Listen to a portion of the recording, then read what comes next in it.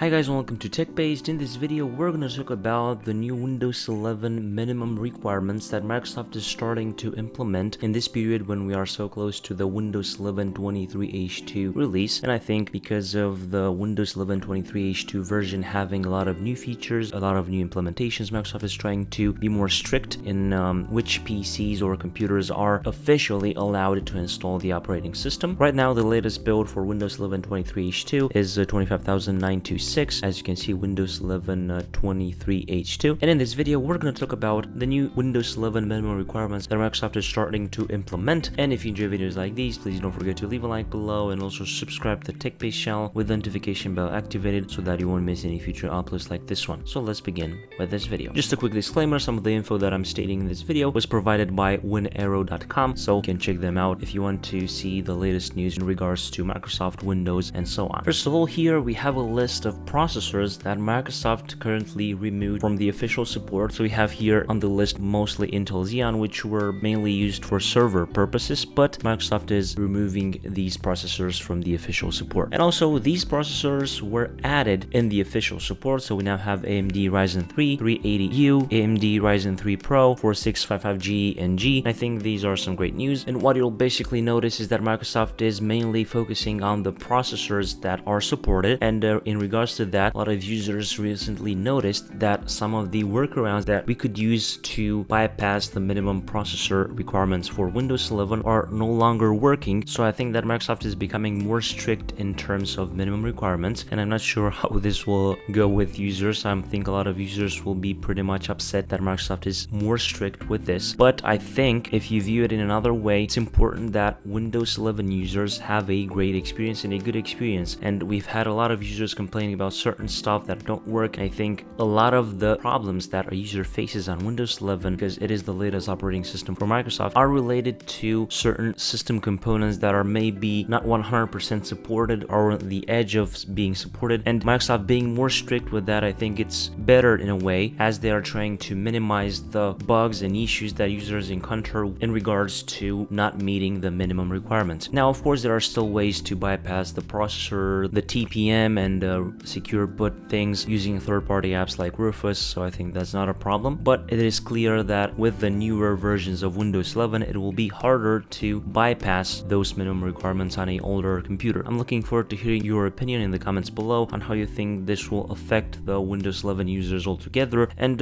feel free to let me know in the comments below what system are you using Windows 11 on. I'm pretty interested in that, to see if some of you maybe are using older generation processors and stuff like that. Maybe some of you have newer computers, so if you want, you can feel free to leave those in the comments below. This was pretty much the video for today. As a short recap, basically Microsoft removed some of the Intel Xeon processors that were used mainly for service from the minimum system requirements. They also added some new AMD processors in the supported processors list, and also they are beginning to be more strict with the bypass regarding the minimum requirements for processors inside Windows 11. Basically right now, with the release of Windows 11 23H2, these minimum requirements will be present with the latest version of Windows 11. So if you enjoyed this video, please don't forget to leave a like below and also subscribe to the TechBased channel with the notification bell activated so that you won't miss any future uploads like this one. I was Emmanuel from TechBased. Until next time, have a nice day.